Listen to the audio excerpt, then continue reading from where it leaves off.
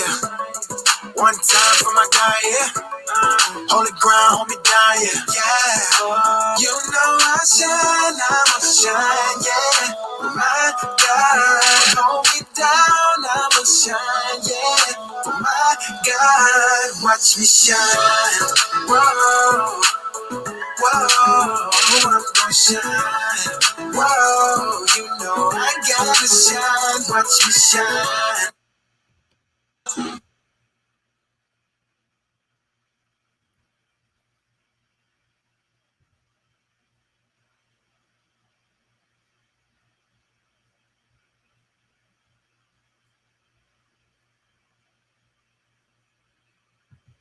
All right, y'all.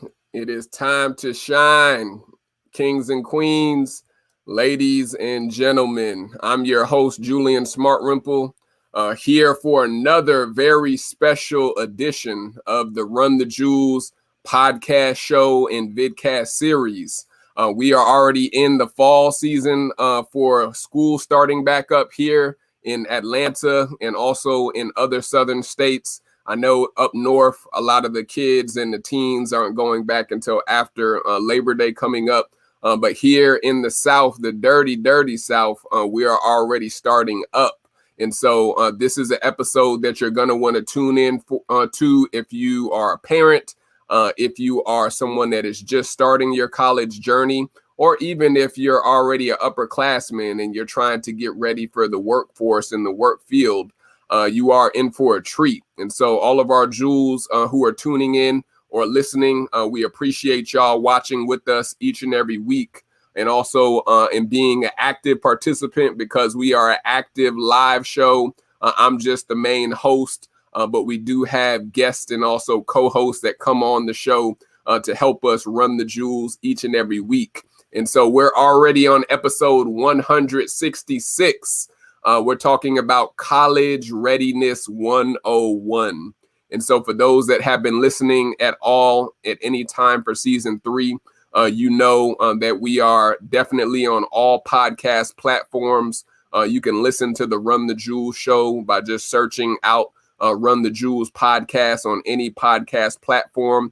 And then even recently for season 3 that we just started up, this past spring, we are streaming to YouTube and also Facebook and LinkedIn this season. And so you can look for us on either YouTube, LinkedIn. We're going to be doing a lot of midday webinars and midday workshops, but we are on YouTube and Facebook and on all podcast platforms. And so go and follow us, like and subscribe, share this content with someone you know that can benefit from this information. Again, we're going to be talking to one of my very special guests, Brannon Jones, who is here to run a ton of jewels when it comes to this thing called education, and also especially the college experience and what you, myself, and others need to know in order to make sure that our cousins, our nieces, our nephews, our sons and daughters, for those who are parents. I'm not a parent just yet, but these are all great tips that I will be able to know, just like you all who are watching or tuning in, to make sure that your college student and your upcoming college graduate is ready, not just ready for college, but that they are ready for the real world after that college experience expires. And so I'm excited. Definitely share this content with someone you know. Subscribe to us on LinkedIn, on YouTube, and also here on Facebook. And I'm about to get ready to bring in my very special guest. He's locked and loaded. He's ready in the background, in the pocket, ready to come on. And so without further ado, I want you all to be introduced to my very special guest, Mr. Brannon Jones. Brannon, how you doing this evening, King? Man, I'm doing well, Julian. How you doing, man? I'm doing good, bro. We appreciate you coming on a busy schedule. I know school has started back up here in the city of Atlanta and also in most of the counties in Georgia. But we appreciate you coming on to dialogue with us this evening, King. Oh, man, I'm happy to be here. Absolutely. So for those that may not know you personally, even though they definitely will after today, and also they need to know about your organization and also your services, like tell us a little bit about your background and also where you grew up at, Brannon, and why college readiness is an important subject to you. Well, yeah. Well, again, Brannon Jones. I grew up in Clayton County, Rex, Georgia. I went to Morrow High School. So we're here in Metro Atlanta. I started my career in college admissions and recruitment. Saw how ill-prepared students were in preparing for college when they were applying for college and applying for scholarships. So I started a nonprofit organization called Next Step Education Foundation. We assist students with college acceptance through workshops. We host a huge college fair every year here in Metro Atlanta. And then I wrote a college readiness workbook series. So I have a series that helps students prepare for college for what they should do each year, 8th through 12th grade, to help them understand what it is that they need to do to prepare for life after high school. So that's what I am, award-winning author and educational consultant. I love it. I love it. And I forgot to mention that I came across Brannon and also his services via Instagram. Shout out to IG again. Yeah. I'm always with our team searching for movers and shakers that are doing big things, not just in person, but even that have a social presence. And so I came across Brannon and also some of the other speakers that were speaking at a recent conference that happened this previous spring, right? Or summer? Yeah. You talk about our I was a part of the Classroom to CEO Summit. Yep, I was. Yep. That was a great summit, man. I actually attended and then became a presenter for it, and hoping to kind of share a lot of good tips for those individuals who are thinking about becoming edupreneurs, right? Trying to make sure they have a good understanding of some things that they need to do to help them and kind of shorten that learning curve. So yeah, that's exactly where you found me, right? That's right. Absolutely. So shout out to all of those who are definitely edupreneurs, that are educators, that are serving the youth, but that are also looking for creative ways to serve businesses and services and organizations for our youth and even the education staff. And so shout out again to all of our educators that are just starting up this school year or those that will be starting shortly. And so Brannon, tell us a little bit about your story. I know you said you grew up, and shout out to Clayton County. Talk to us about like how was your experience coming into college or even graduating high school, and then why did that give you the inspiration to start your College Readiness 101 program, and also even you're an author too. We definitely going to be talking about the book, but tell us a little bit about your background and why you thought this was an important subject to focus in on with our youth. Well, yeah. So when I was growing up, there wasn't a Next Step Education. There wasn't a Brannon Jones or a College Readiness 101 curriculum. We were just kind of really hungry and had to find that information out on our own or with our parents. And so in finding that out, we were able to get more information about my opportunities, scholarships, applying for school without an application fee, other programs. I went through a summer bridge program at Albany State University, right? So I am a Golden Ram, played football there at Albany State for 4 years. But the thing is that there wasn't anybody guiding me through this process outside of, a high school counselor who had a caseload of, 300 students. So, it was me and my parents, we had to figure it out.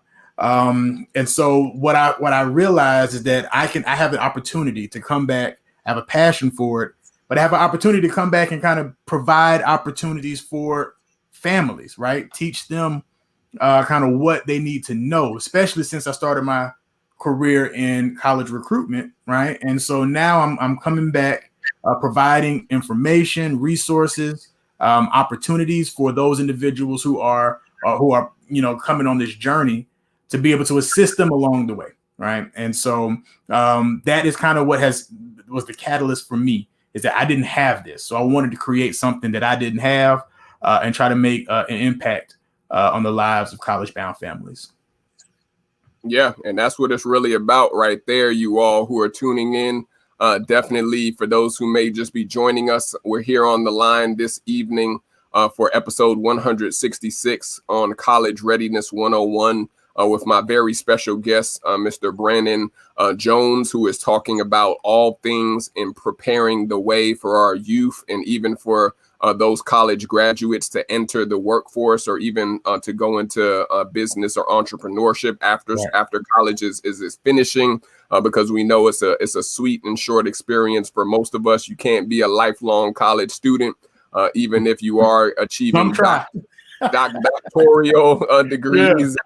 And all the different certifications that we hear about. But yeah, we are preparing, which you're going to hear from Brannon, different tips and strategies for parents, or even if you are a college student, to make yourself college ready to be able to step into the workforce or step into your own business. And so if you have any questions for my very special guest at any time of the session, please list them in the comment section. No question is too outrageous or too erroneous. Just make sure to list it in the comment section, and we'll get to it shortly.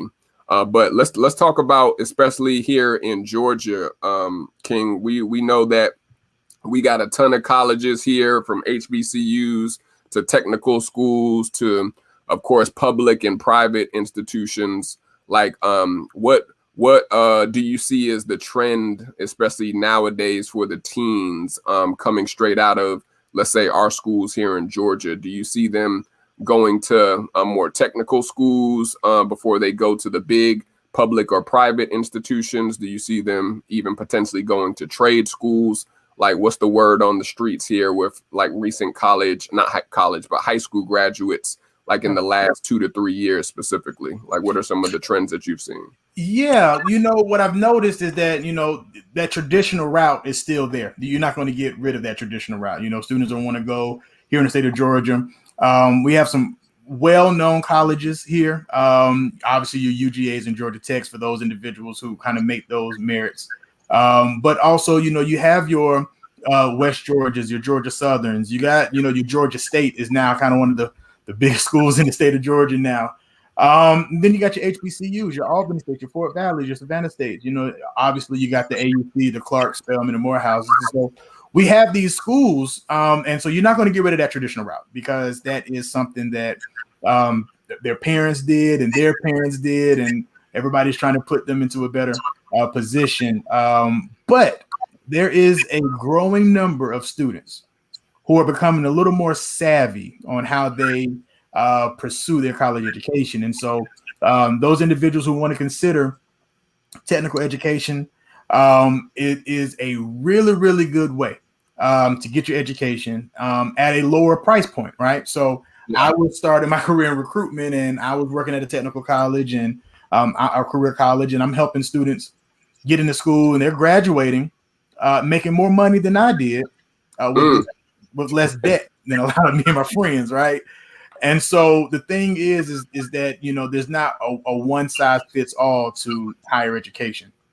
And we want to make sure that everybody understands what their options are. That's the whole thing, is the options. We're not pushing 4-year. I'm not pushing 2-year or HBCUs. I'm pushing post-secondary education, right? I feel that, life after high school, I feel like you need to have some type of education, beyond high school. And so that's what it is. So right now there's a growing number of students who are going into technical education and completing, or going into technical education so they can pay a lower price point for those general education courses and transferring to the school that they want to. And there's a lot of pros to doing it that way.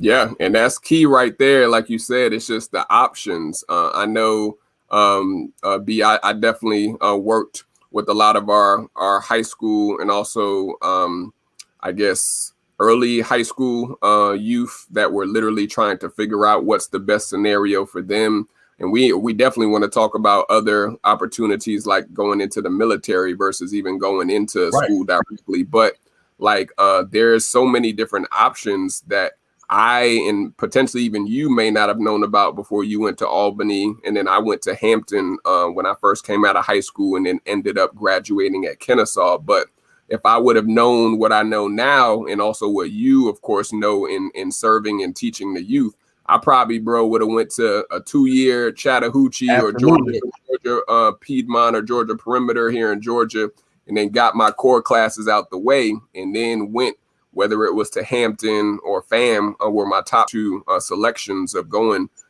out of state. But literally, there's so many opportunities to keep that debt level down. And so talk to us about like the debt crisis. We know that we see that Biden extended student loan interest not being able to accrue until I believe it's February of next year. But a lot of us who may have accrued debt in our college degrees or college education are literally still having to pay back debt going into our 30s and 40s and even up. And so, like, what do you think when it comes to the debt crisis of parents, especially that can't afford to take out a Parent Plus loan, and that the students just have to basically take out loans or get student aid for themselves? Like, what are your thoughts and even strategies that you may tell the average parent that they ain't got it, bro? They ain't got the money. They don't have the top tier finances in their home when they're filling out their FAFSA for their student or their youth. What are your thoughts on that crisis, bro? Yeah. So what I've noticed is that African Americans specifically, we have a higher debt amount that we just have over, our cohorts and other groups. And so the big thing is trying to figure out how you can go to school at the cheapest price point or for free, right? That's the big goal. So right now, students that I'm working with, their issue is not getting into college. They're getting accepted. They have the merits to get into college. It's just they're trying to figure out how to pay for it and what's the most efficient way of paying for it. So obviously you want to start with those parents or those households that are, Pell eligible, but you have to be, at a certain income level or below a certain income level to get, full Pell. But also it's just the scholarships, right? And so the thing is that I task students and parents in making sure that they can do everything that they can to alleviate these financial burdens that they have, right? So a student will apply for, 5 scholarships and they don't get it, and they say, well, I tried, right? But that's not it. That's not how you work it out, right? So I have a plan now for my students to complete 50 scholarships, between October and March of their senior year. And so it's a numbers game, right? And so a lot of students aren't willing to do the work. And that's where the issue comes in, right? You can't not do the work and then complain later, right? And so, so the thing is, we want to make sure that you can put yourself in the best position possible. So that is doing everything that you need to do, doing the scholarships. That is getting the grades you need to get, getting the test scores that you need to get. It's kind of like controlling the things that you can control, right? And let everything else, come your way. But right now, the students aren't doing the things that they can control. And so that becomes the issue. And now we have more debt and more debt. And that's why I was talking about being more savvy about, going to a 2-year a 2-year college that would have, a lower price point for per credit hour. Right. And sometimes you transfer that class over. But it's just a way for us to be a little more savvy about it. You might want to get a federal a federal loan instead of a private loan, right? Because federal loans have a lower interest rates, right? And then you may want to have opportunities to take. It might make sense for students to take money out of, or parents to take money out of savings accounts or for 401ks or things like that. Or if you're very savvy, if you're young, you have a young child now, you start one of those life insurance a life insurance claim that you can have, and it pays off, right? Absolutely. You have that. So there are ways to kind of fund the college education if the child does not have, the scholarship. They're not the 4.0s or the 4.5s now with all of the different higher level classes, or they don't have the 1600 on the SAT, or they don't have the 36 on the ACT. There's ways to fund the college education that a lot of people just don't take advantage of.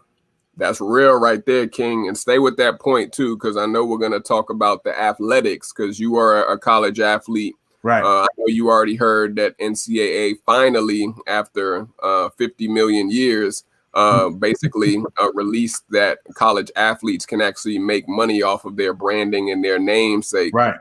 Not especially.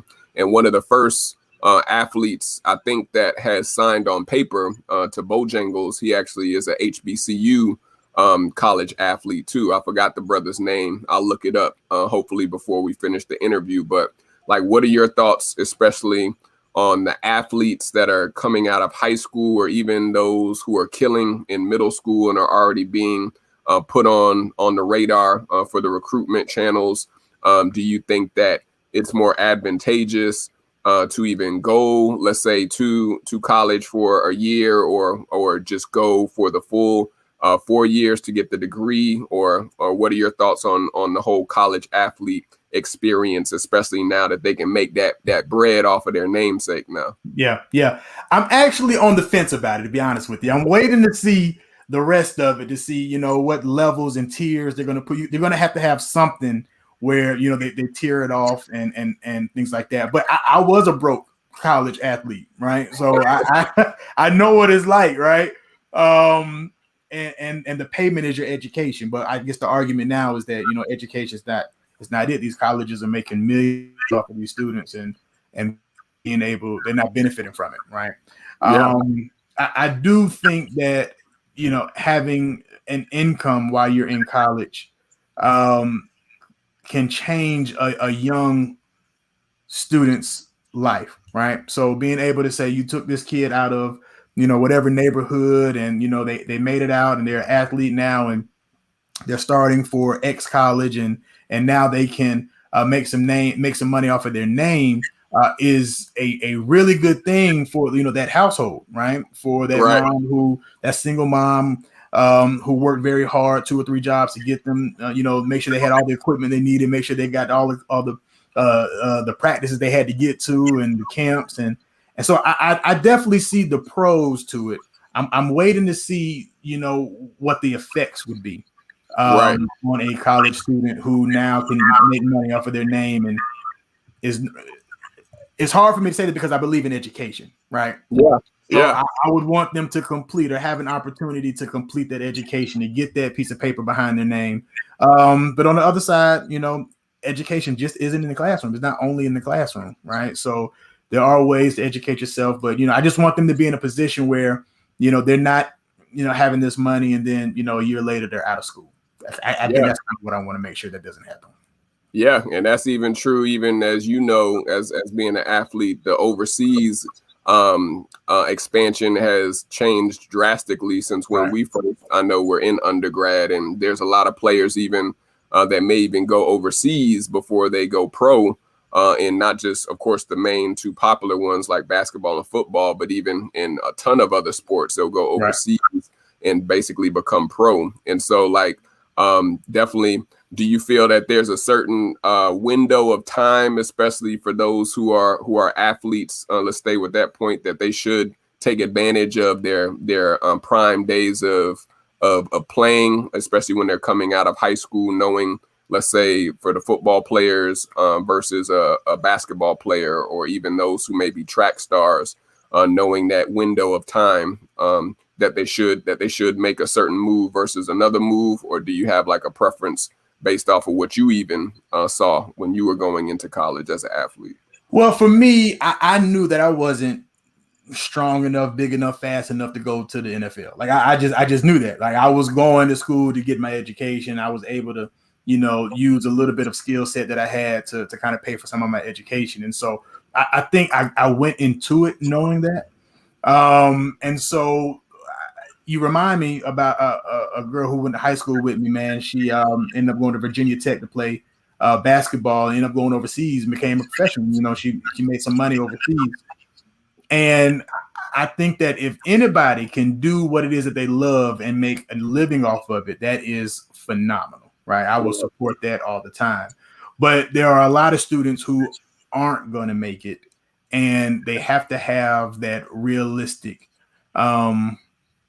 mindset of kind of what their skill sets are going to be and kind of what their options are going to be afterwards, right? So everybody gives up the sport sooner or later, right? Right. Right. You either stop in high school, middle school, or high school. You make it to college, or you make it to professional. You be a pro. Sooner or later, you're going to have to put those cleats up and put that ball in the closet. And so I just want to make sure that students are taking advantage of the opportunities, like being in the military, right? It's like you're in the military, they're going to pay for your education, they're going to do all of these things, take advantage while you have that opportunity, because it may not always be there.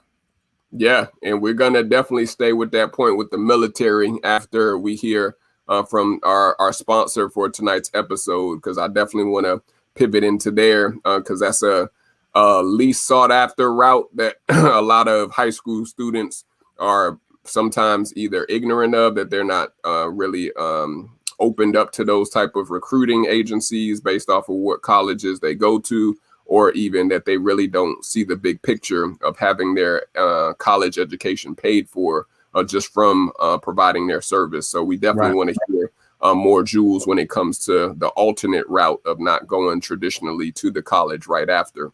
But let's hear from who our VIP sponsor is for tonight's special episode. If you are a business owner, or if you have a service or a product that you want to highlight on the RTJ show, we have business sponsors and also artists that are our sponsors for each episode since season 2. And so take a look and see who our VIP sponsor is for tonight's very special episode.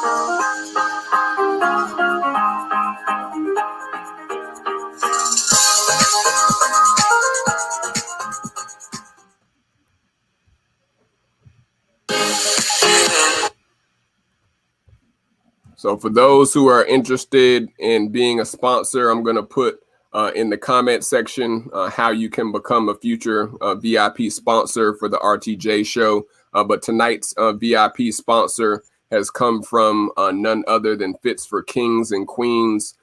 They are or African-centric a retail company that focuses particularly on kings and queens and having products and also items to shine like royalty. And so I'm going to put where you can support Kings and Queens is having sales, of course, back to school sales for this week. And we also, of course, partner with Fits for Kings and Queens with RTJ and also Smart Jewels Enterprises. And so if you are a business owner or if you are a founder of an organization and want to have your business highlighted as one of our VIP sponsors, definitely click the link to see how you can become a future sponsor. And back to our regular scheduled program with my brother Brannon, and stay with that point, B, and talking about the alternate routes of military, because I know that was something I was tossing up.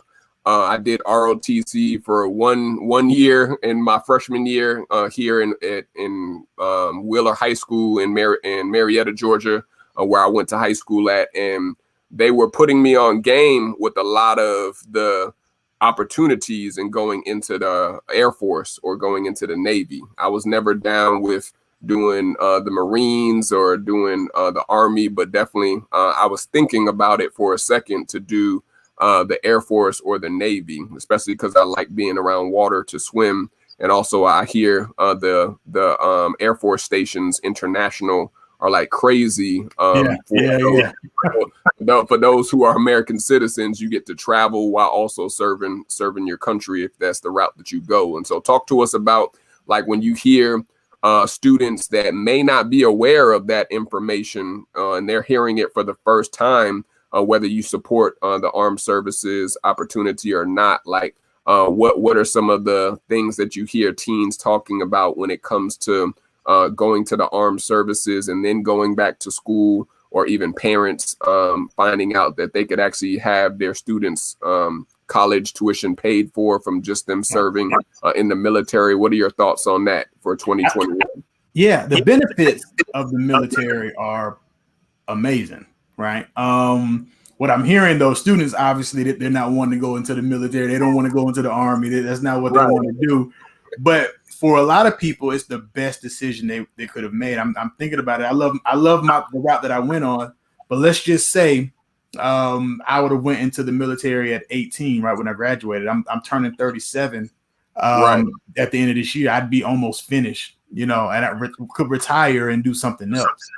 And so I have a friend who went to college with me, man. He left college to go into the military, and at the time, being young, I tried to talk him out of it. But it ended up being the best decision that he could have ever made, because now he has gained a skill set that will pay him a whole lot of money when he gets out of the military. He has the benefits of the health care for his daughter. He said, his daughter is sick.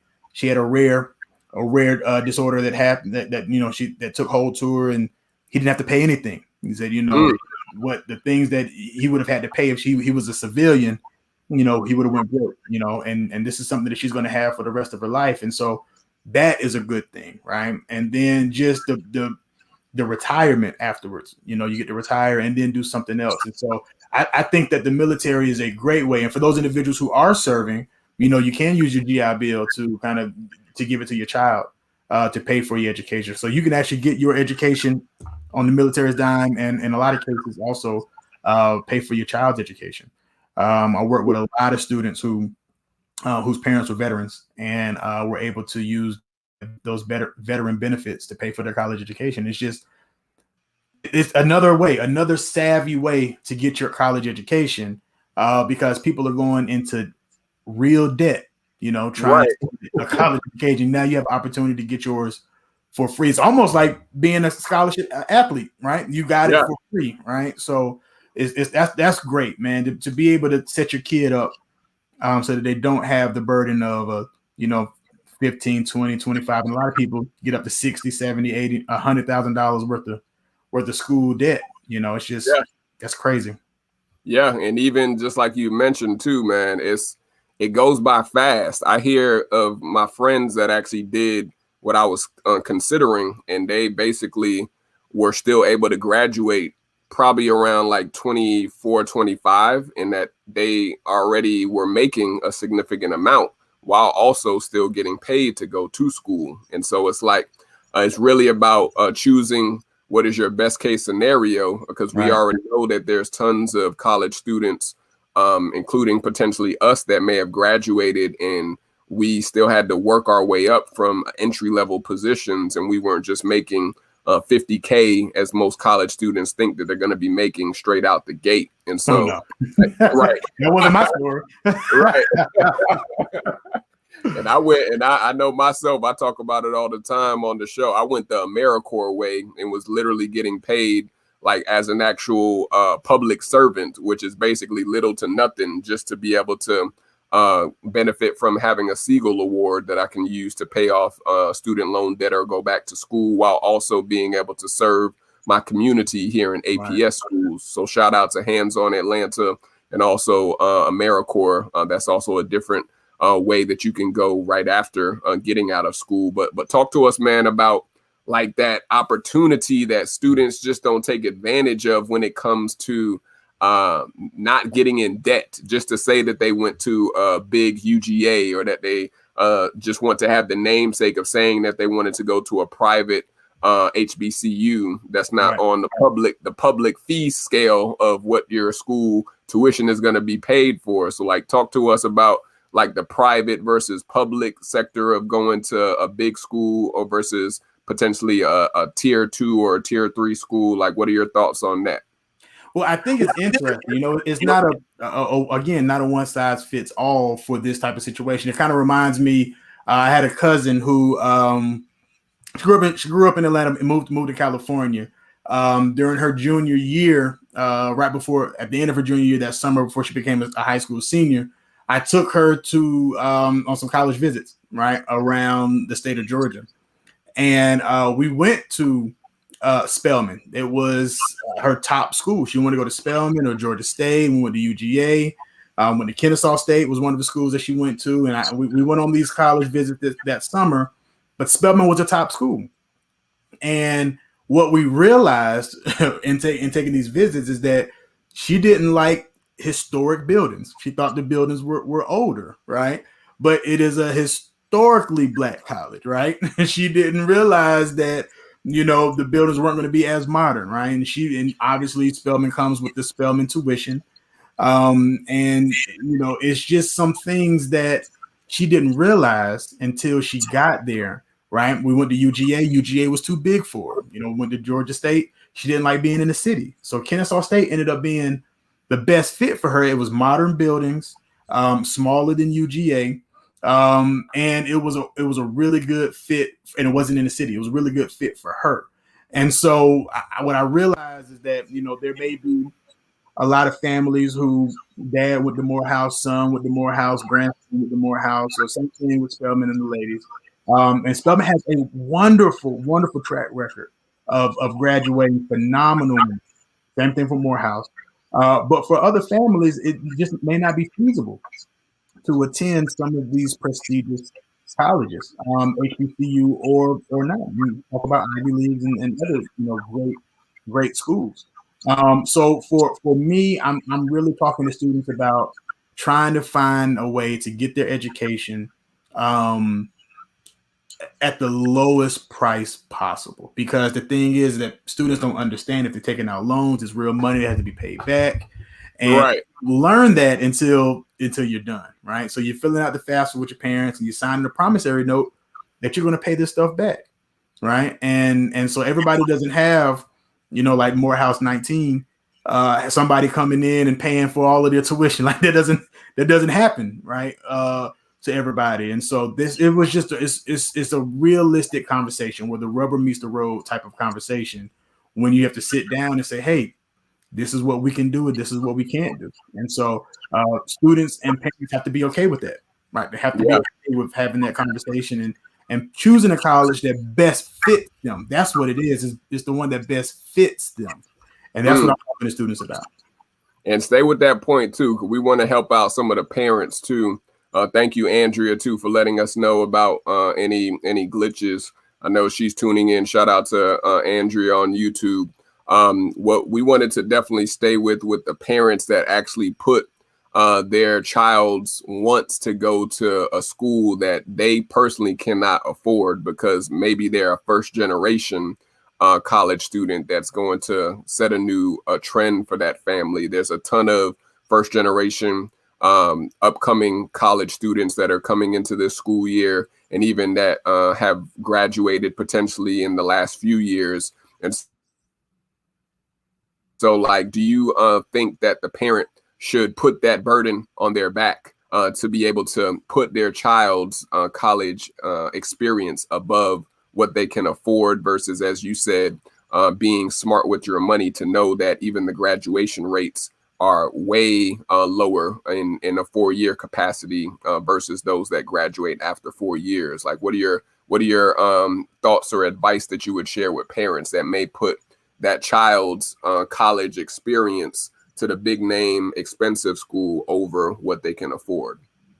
Well, it's a return on investment risk reward conversation. And so just like in any situation, it's a gamble, right? So there are some students who go to some very prestigious schools and they come back and what they paid for and what they receive in income based on their career field doesn't match up, right? And so that's why I keep coming back to the same point, is being more savvy, is being more strategic on how you are selecting your journey. I think that parents who are going into humongous amounts of debt, or students who are going into humongous amounts of debts that just for the education, I think that is outrageous, right? So there are ways to prepare, and I wish I would have had this conversation with those parents in that situation 10 years ago, right? And that way they could have prepared financially for that. Even if it's putting it away into an account, a mutual fund account, or that life insurance I was talking about. It's just being able to set something aside that will allow them to alleviate some of the headache once they become a senior and getting ready to graduate. There's a real scramble. So in my workbook series and the things that I talk about with parents in my parent series, I talk about the 3 types of parents, right? That emergency parent is the second semester of their senior year. Right. Just said they want to go to college. We don't know what we're going to do. Then you got that parent who's kind of, they say, you know, I'm okay, I got it. I just need to find a way to pay for education, right? I just need the funds. We got the rest of it, but I just need to help pay for this college education. And then you got the ones that say, you know what, let's start from the beginning. Let's put a plan together. Those are the 3 parents that I run into. And I can break them down into those different groups. And I want to make sure that when I have these conversations with the parents, I let them know, hey, this may be their second semester, their senior year. You know, UGA might not be the college for them, right? We have to figure out something else. I used to work at Chattahoochee Tech. You talked about Chattahoochee Tech before, right? So maybe you need to go to a Chattahoochee Tech and then transfer to a KSU. Go to a Chattahoochee Tech and then transfer to another school, right? And because now you can save money. You can pay half of what you would have paid for, you know, that English 1101, that math 1101, that college algebra, that psychology course, all of those general education courses. You now, you know, have paid, you know, tons less to get through. And so we just want to make sure that people are just more strategic in how they select it, because there are a lot of people who are just going to college, taking out the loan. They found this is the college they wanted to go to, but they just really didn't do the research, you know? Yeah. And that's so true. And we're gonna talk about your book too, because I want people to hear about the curriculum that your book provides, and also, like you said, the workshops that you are doing for parents to educate themselves on the college experience from the parents' view. But I know with myself, just like you were saying, King, I could have graduated from Hampton in 5 years, but I had to switch my major, so I wasn't able to be in the 4-year tier that most college students think that they're going to graduate just in 4. And so I looked at that price tag from adding an extra year at a Hampton University that is not in the 4-year plan, and I was like, shoot, I can do 1/3 of this just by transferring back home to KSU or going to Georgia State. And so there are those real life discussions that you and also your parent, which was my mom at the time, that we had to have, because those college tickets to go to especially private institutions that are HBCUs are not cheap, especially those that went to HBCUs. They already know what time it is. But if you really got to think about it, the namesake itself may not be worth that debt that you're accruing just by graduating in more than 4 years. But stay with your point though, King. When it comes to, I think we had a question coming in. Oh, shout out to Kimberly. We appreciate you, Kimberly. Shout out to Kimberly, said great topic. All right, thanks, Kim. Yeah. So with the curriculum, talk to us, King, about the curriculum. We definitely want to hear, like, how do people get onboarded in your program, for those parents that may have some teens that are not affiliated with any college readiness or college bound programs here in especially Georgia or even outside of the state, since you are virtual. Like, talk to us about what is the process for them to get enrolled. Yeah. So, you know, myself and personally with my College Readiness 101, and then myself with our team, with the Next Step Education team, we take a 2-generational approach to college preparation, right? So we believe in educating the entire household. And so with our program, we do workshops for students in preparation for college readiness, and scholarships and financial aid for parents, and understand SAT and ACT preparation and all of those different things to help prepare for college. But the thing that a lot of organizations that I think miss is that there are some things that parents need, right? And so they need to understand what their experience is going to be as their child transitions from high school to college. And so what I did was I wrote a college readiness workbook series, help students prepare each year, 8th through 12th grade, with what they need to do in each particular year. But we also, I also wrote a college-bound parent series, and it talks about how to, start a college readiness journey with your child, how to collaboratively select a college based on the match and the fit and what the household needs. We talk about funding a college education and thinking outside of the box of ways to pay for a college education. One of the big things we talk about is social and emotional well-being, right? And so a lot of families really focus on that academic test requirements for, going to college, but they don't think about that social emotion. For a lot of students, that transition is not the easiest thing to go through. And then lastly, we talk about, what to know, who to know on campus, how to prepare on campuses, because the big thing that I like to talk about is the sex, drugs, alcohol conversations, right? We got to have those conversations about the social life of college. And, as an investigator, I investigated Title IX complaints, colleges around the state of Georgia. And that allows me to kind of really understand what students are going through and how we can prevent students from having, these type of experiences that we've all heard about, in college. So yeah. So I take that 2-generation approach, and I just want to make sure that we can educate the entire household. And that's so critical, especially for those first year college students, right, or first generation college students, like we were hinting to before the commercial break. That it's so much information that a lot of students are not aware of. And I was taken back even by meeting a lot of those first generation college students when I went to Hampton for the first time. I went to pre-college. I forgot to tell you too, Brandon. I had to go to pre-college because my SAT scores weren't as high as they could have been, so I can just go straight into the fall. But it worked out better because I got to meet still a lot of great students and friends that I still stay in contact with to this day. And so that was the point that I was gonna pivot into, is there are a lot of real world experiences, like you were hinting to, like the party lifestyle, the drugs, the athletics, the pregnancies. Let's be real with the sex.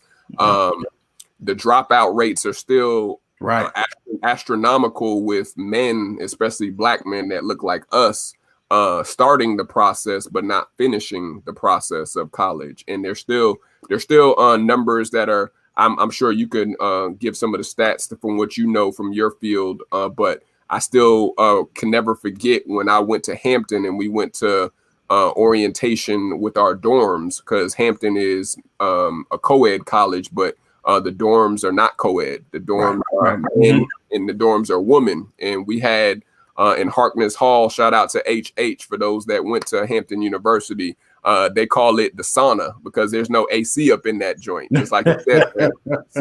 So you got to be up in there with the real college experience without the AC banging like all the other PWI institutions. But Mr. Cullen, who everyone knows him, that went to Hampton from 90s all the way up until I think recently he may have retired.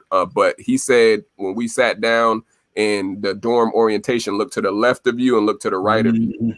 One of the brothers that is here in the dorm orientation is not going to be here when you walk across that stage to graduate.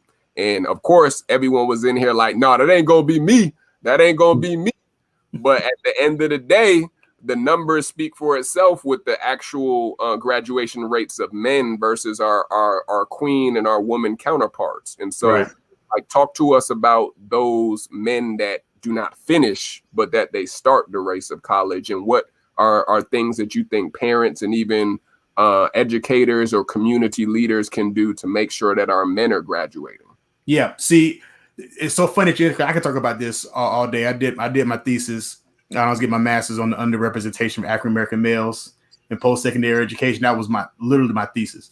And so we talk about some of these things. I think that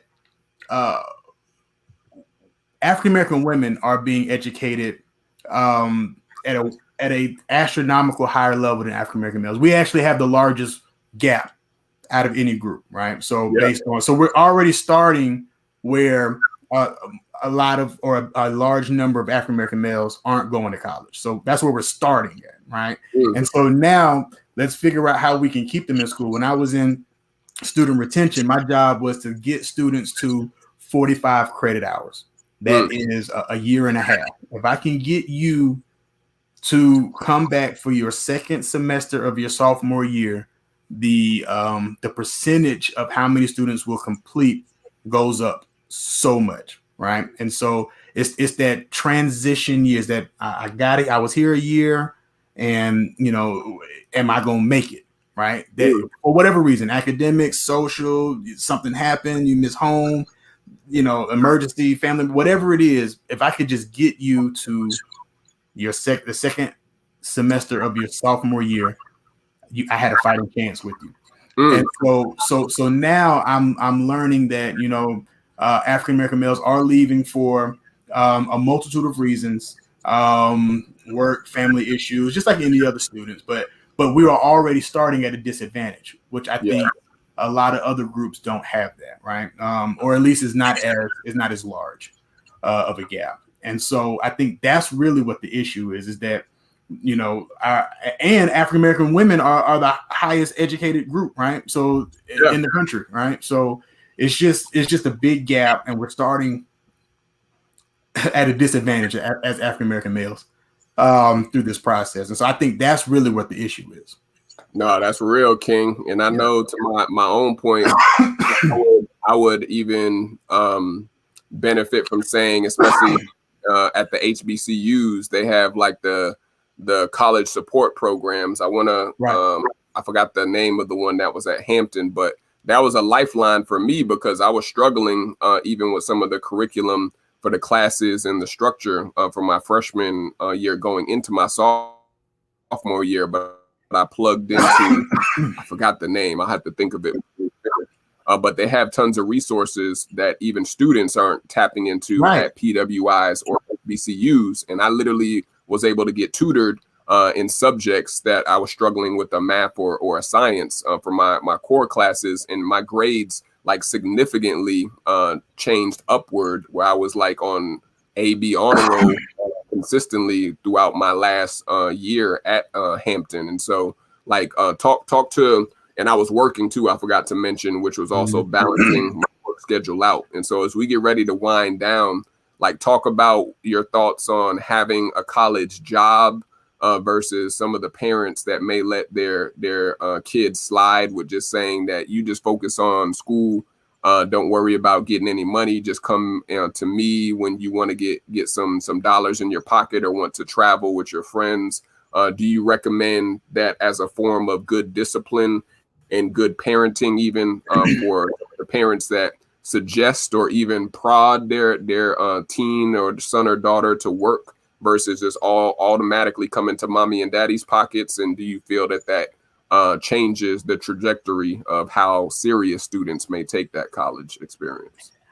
I'm going to always lean on the side of self-advocacy, right? I think that self-advocacy is the number one skill set that high school students need to try to master, right? While they are in high school, right? So that it could manifest itself while they're in college. So what I mean by that is, let's make sure that our high school students have the ability to put themselves in a good position on their own, right? And so we talk about parents who are the helicopter parents, the parents who are the lawnmower parents. That's kind of what you're talking about, is making sure you get everything out of the way for your child to be okay. And it's just self-advocacy is the skill set. I think everything flows out of that, right? That's, when I was in college, that's when I learned how to dress properly, right? How to make sure my suit fit properly, right? I learned I already know how to cook. My mom taught me how to cook, and I could, she always said, you're not gonna need a woman to do anything. So I had those skill sets to cook and clean and take care of myself and change the tires. I had all of these things, but I'm going to definitely lean towards self-advocacy. I think that there is a benefit in a broke college student. There is a benefit of having to make something out of nothing. There is a benefit to having to use your network to get things done, or to build rapport with your instructors to get things done for yourself. There is a benefit to having to go to apply for a job, or having self-discipline. There are benefits to that. And so that's where I'm always going to lean towards, is being able to help a child, not I'm gonna say a child, help a student be in a position to be able to do something for themselves. Because that's exactly what I learned when I was in college. My major was criminal justice. I can't tell you 10 things about criminal justice, but I learned about myself, right? I learned what I will and won't put up with. I learned that I'm a hard worker. I'm gonna outwork anybody. I learned that I'm gonna put myself in the best position possible. I'm gonna speak to who I need to speak with, and I'm gonna do the things necessary to be successful. And so I think that there is something to be said about those individuals who have to do that, right? Over those who, have it easier. I'm not saying that those individuals who have it easier are better in the situation or worse in the situation. I just think that those who had to fight a little bit, have a little bit of struggle, I think there's a lesson in that. Yeah, and that struggle does build character, just like you said, bro, when it comes to just being able to function when you are not around mommy or daddy, or not around your siblings that may have supported you throughout a lot of your high school experience. For those that go out of state, that's definitely a major key that you gave them right there. And as we get ready to close, man, we got to talk about mentorship. Right. You, I'm sure, had mentors of being a college athlete. And I know for sure, anybody that knows me know I always speak about mentoring, and also kings being able to mentor other kings. And of course, you can have queens that are your mentors and advocates, especially people that look like us, being mentored also by other older college staff or older community advocates that are also men or that are kings. And so talk to us about what is your view on the importance of high school students having college mentors that are either showing them about the college experience like yourself, or even finding college mentors when you get to a university or a college to keep your head on track and to keep your goals of graduating at the forefront. Yeah, I think that is huge in the life of a young man, right? So I, my ninth grade year, I had a teacher. My first year is the first time I had a young African-American teacher, right? And he took several of us under his wing. He went to Fort Valley. I went to Albany State, the rival schools. But at the time, I was just a high school student. And Mr. Gordon was the guy who was able to connect with a lot of young men at that time. And so he followed us all the way through college. Unfortunately, he passed away about 5 years ago. But the thing is, he had such an impact on all of the young African-American males who just happened to be in my class, right? My grade level, is that he will forever be felt, right? Because he's the one that got me interested in the HBCU. He is the one that got me focused on what experiences can be, at a college, and how to treat. He joked around, but how to treat women. Obviously, I had that at home, but it's new to have that from a young African-American male teacher. It was my first one. And so I went to college, pledged Kappa, and my first hiring managers were members of Kappa Alpha Psi, right? We're newbies. And so there's something to be said about having that network and having those mentors who can pour into you, because from the beginning, I have my mom is one of 15. I got 10 uncles, right? I got 10 uncles. I got a dad, a stepdad. I had a plethora of coaches. I was not in need of African American male mentors or African American male models, role models. Like I had a lot of that growing up. And so, but what this did for me was it allowed me to get it from somewhere else, right? Because that's family, that's dad, that's stepdad. You get these things, but I needed something outside of that. And so that is what put something in for me. I couldn't be a sorry man. I had too many men in my life, right?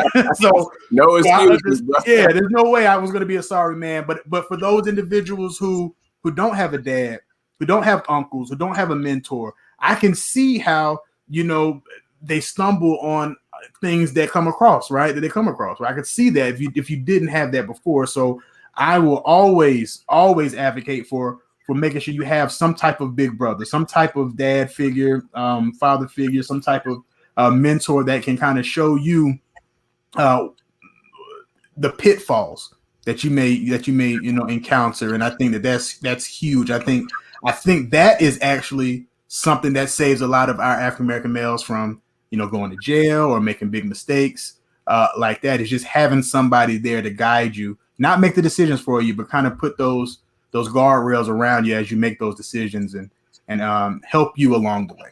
And so, yeah, I absolutely suggest everybody find a mentor. It's imperative, you all. You're hearing from Brannon and also myself. You gotta have mentors, not just in the professional setting, right, but even those who are going to college or even wanting to go to college. I can attest, just like you just heard from my very special guest, they can be lifesavers, especially for those men who may be struggling with their college experience.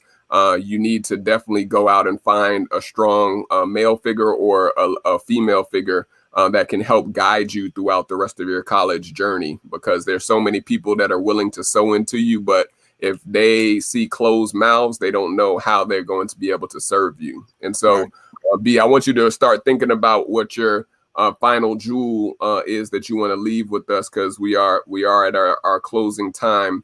And this is the part for those that are just tuning in, where we allow our very special guest to leave a final jewel of wisdom, a final jewel for thought to you all who are listening on the podcast or who are watching us live.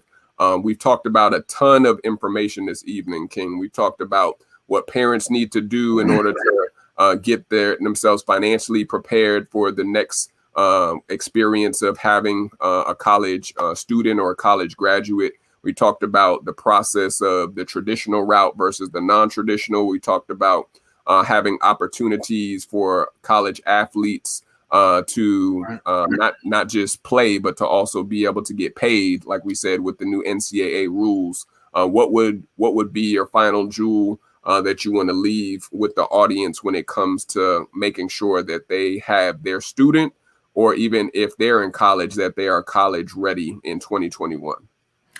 I'm going to leave it with what I leave with everything that I do. It's the motto of my life, is what I follow, isn't it? It's Thomas Edison's, there's no substitution for hard work, right?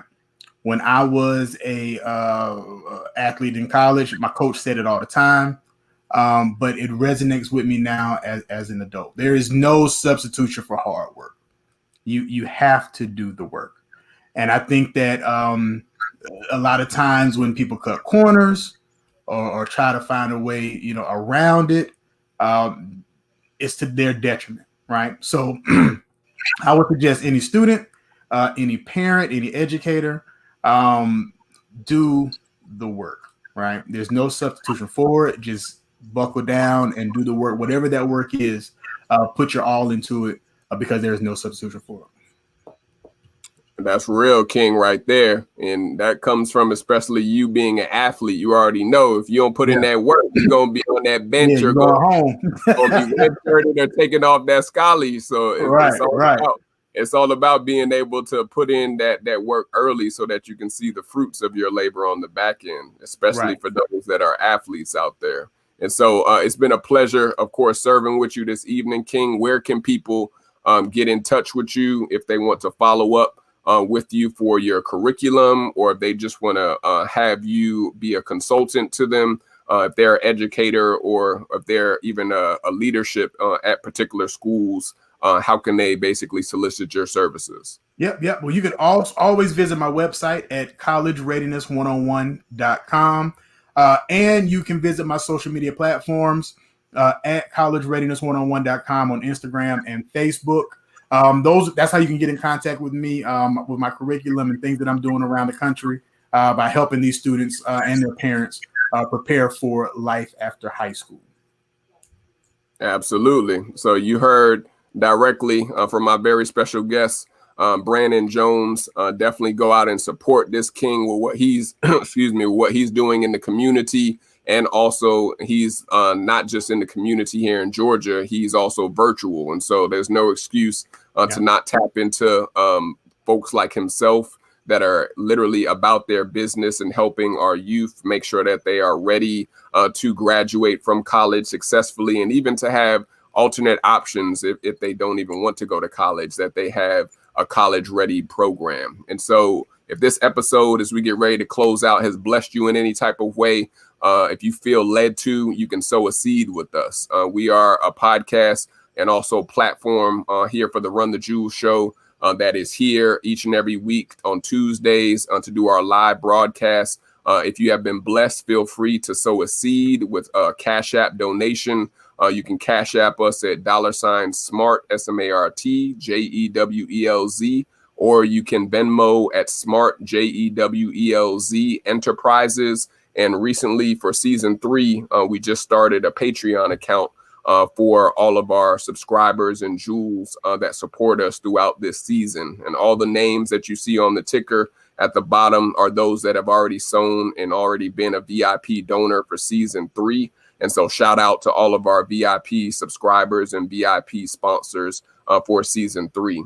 But B, it's been a pleasure with you, King. I'm going to say a quick prayer over you to make sure that we bless you for your services, and also that you can get back to your family and also prepare for the rest of the week. And we thank you again for all that you do for our youth, and also that you do here, especially in the state of Georgia, for those college ready students. And I definitely am going to be in touch with you because we already in the same wavelength and in the same vein with educating our youth, and especially the kings and the queens. And so let me say a quick prayer. I'm going to say a quick prayer over you, King. All right. All right, Father God, I just want to thank you for Brannon being able to come on the line this evening to just share his expertise and to be able to just bless us with all of the knowledge that you put into him, that he can spread to parents that may be struggling with seeing how they're going to pay for that college or that university for their high school graduate that is graduating this year or next year, or even for those parents who know their college student is struggling with finishing college that they're at right now. We pray that he inspired someone to tap in and to also to solicit any of his services, any of the jewels that he was able to drop, that they will go and share it with others that may need a voice of wisdom and also a voice of inspiration.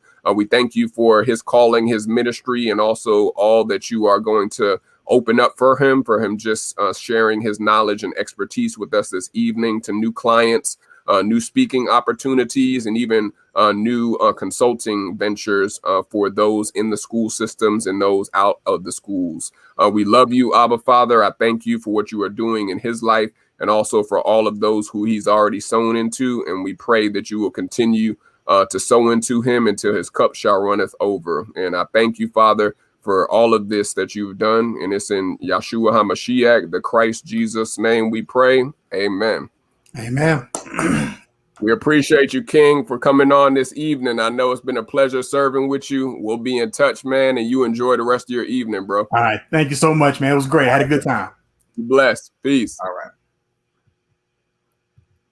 All right, y'all. I'm going to do a quick wrap up just to sum up tonight's episode. It was one for the record book. School is already in session here in the state of Georgia. And so all the educators, we salute you. Shout out to all the educators out there that are already in the classroom, that are getting their classrooms ready, that are even breaking in the students that are in their classroom, because we know that summer is literally a fly-by-night experience, and the students may be rambunctious coming up into the classrooms right now. But we salute all of the educators and those that are youth developers that are getting back in session for this school year of 2021-2022. This has been a great episode for me, even because I'm about to go back into the education sector. I've always had a passion and also a heart for serving the youth, and especially college students, mostly middle school teenagers on to college students. And so this is something that even Brannon inspired me with what the recent findings are, what struggles that parents are going through, also what students are going through right now, because it's a lot. We didn't even get to dive into talking about COVID because the college experience now is completely different from before COVID, because the athletics had to shut down. That certain colleges weren't even able to have the fans in the building, let alone have them in the stands for certain games, and the social distance college experience is definitely not like a regular college experience. And so shout out to all of those students who are still pressing in throughout this school year, despite what COVID-19 is trying to take away from your college experience, because it definitely is not the same. But you have stayed the course. You have stayed in session. You have stayed on with your head on the swivel to finish the job that you started. And so we salute you for the RTJ show. I'm going to show a quick thread of what other services that we provide for RTJ. We are, again, a platform and also an international podcast platform and show. And so we do have services that we also provide for the RTJ show. So take a look and see what other services we provide.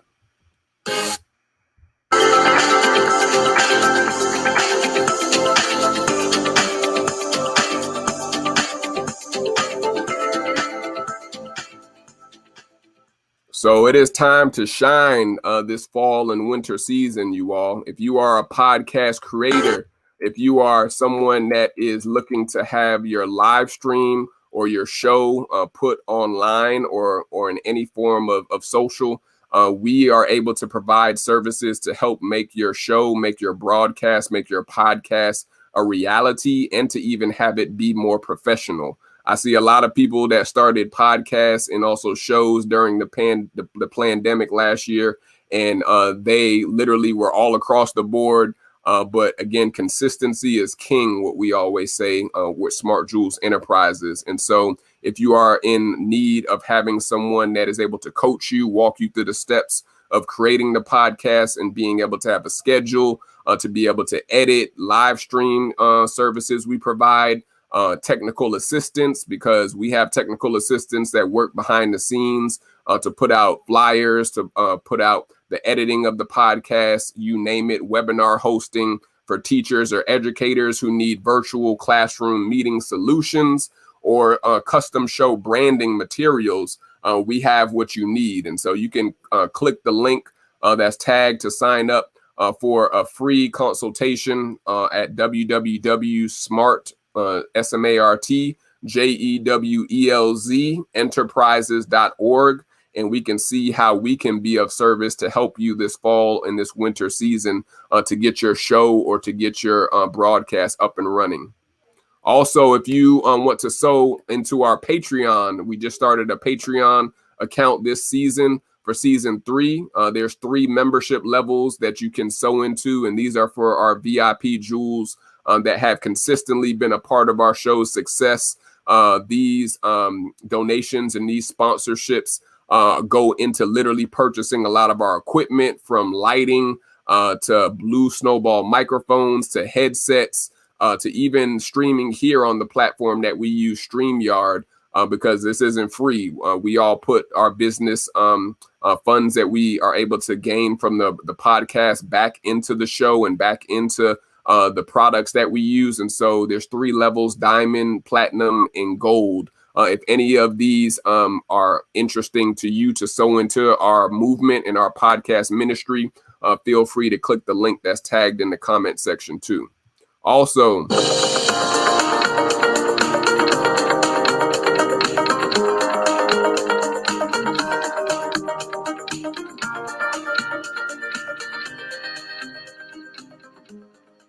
we have an institute that has online courses for entrepreneurs and also for young professionals, millennials especially, that go from financial management, financial freedom, all the way to health and wellness and personal development. And so we have a laundry list of different diverse courses and also different diverse speakers and teachers that teach the coursework with personal development, health and wellness, and financial management and financial freedom. And so take a look at Smart Jewelz Institute to see what courses you can sign up for, or what 3 levels of our membership you can tap into for this fall and winter season.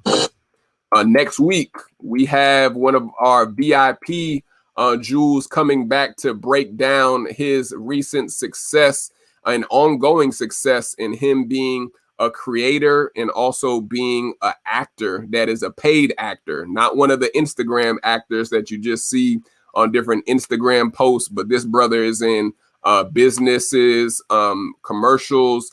He's on the stage and also in front of the big screen. And so you are going to want to tune in if you are a creator or if you are wanting to be an aspiring actor or actress. We're going to be talking to my brethren. He's actually a high school classmate and graduate of mine. He goes by the name of John Dixon.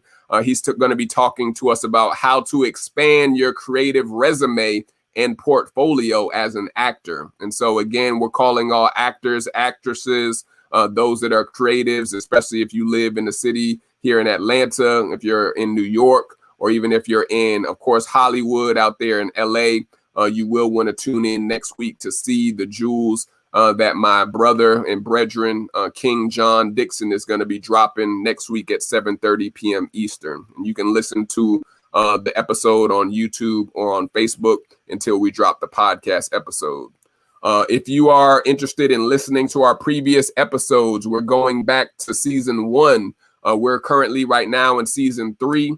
But we are literally dropping episodes from our vault from season 1 all the way up to the current episodes for season 3. But you can look for us on any podcast platform: Spotify, Apple, Stitcher, Anchor, Google Podcasts. We're on Pandora, iHeartRadio, Amazon, any of the podcast platforms that you listen to, especially for music or for podcasts. All you have to do is search Run the Jewelz podcast, and you can see the image that is on the left, hosted by myself, King Jewelz, Julian Smartrimple, to see some of our previous episodes and to see what other guests we've had on the show. I'm excited because we've had a ton of dynamic young professionals and entrepreneurs come and share their jewels with us each and every week since season 1. And so I'm excited, you all, each and every week to be dropping new podcast episodes for you all and even myself to see the platform that we have built for the last 2 seasons. And so, again, if this episode has blessed you in any way, shape, or form, feel free to sow a seed with us. In the comment section is where you can sow a seed. No seed is too small or too large. Again, this does not go into my pockets. This goes back into the podcast and also into the platform that we use each and every week for our season 3 episodes. And so I'm King Jewelz signing off. Those are all of my final jewels for today's episode. Make sure you are taking care of your chicken. Make sure you are taking care of your body, your mind, specifically your soul. Secondly and third, make sure you are taking care of all of your being, all of your whole self, so that you can live your best life. You have to be able to have your health in order, to have your health intact. We can't be playing around, not just with this vaccination and COVID situation. You have to make your body a living sacrifice so that you are able to go the long distance and not have to rely on doctors, vaccinations, or any type of medication. We, for Smart Jewelz Enterprises and here at the RTJ show a ton of episodes on health and wellness, how to get your health in order by whether you're eating towards your blood type, whether you're going alkaline vegan like myself, or whether you're just getting yourself mentally prepared to exercise on a regular basis and also to give your body the best version that it should be. Definitely go and click our previous episodes to take a look at some of the ones we've had for season 3 on health and wellness. But those are all of my final jewels for thought. It's been a pleasure serving with you all. Thank you for tuning in this week. If you enjoyed this episode, subscribe to our page, either on YouTube or here on Facebook, and definitely share this content with someone you know that can benefit from it. And shout out to all of our VIP sponsors and donors. If you are a business owner or someone that has a product or service that you want to have highlighted on our show for season 3, go and take a look at the link that is provided to see how you can become a future sponsor on one of our next upcoming episodes. And so we appreciate Fits for Kings and Queens, our official sponsor for this evening. And shout out to all of you all for tuning in this evening. Be safe, stay blessed, stay hydrated. Make sure you shine like the bright diamond jewel you've been created to be, because someone that is watching you needs to feel and needs to sense the light that is within you so that they can come out of their dark period or their dark session or dark season that they may be in or they may be trapped in, because light definitely attracts light and darkness, but your light can also help someone to find their way out of their dark period. And so check on your family, check on your friends.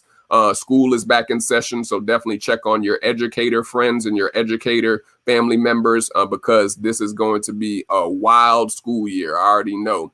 But we'll see you all next week. Stay blessed, stay hydrated. Peace.